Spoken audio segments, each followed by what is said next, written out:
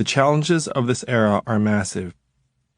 We feel paralyzed because we fear that our institutions and leaders are no longer able to operate, and the solutions require many to act against their own immediate interests. We strive to make more people and communities capital efficient and market friendly, even as the water level rises. The logic of the market has overtaken most of our waking lives. Normal Americans will increasingly suffer as the market grinds on and eliminates opportunities and paths to a better life.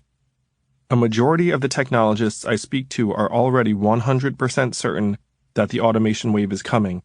Most are ready to head for the hills. I am fighting for my soul because I'm right there with them. I see it too.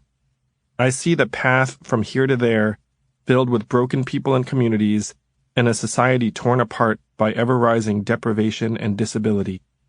People will blame each other because they are locked in a fight for scarcity. Experts will squabble while the average person suffers.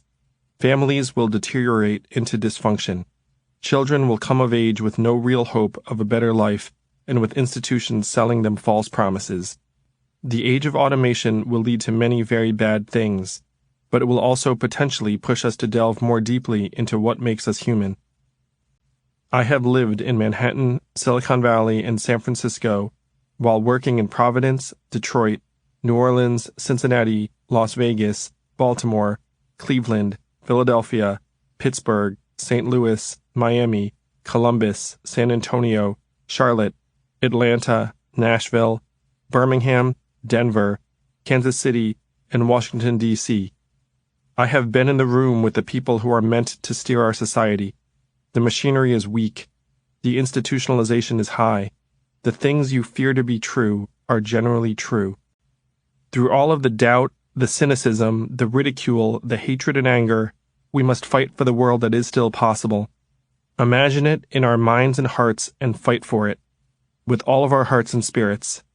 As hands reach out clutching at our arms, take them and pull them along.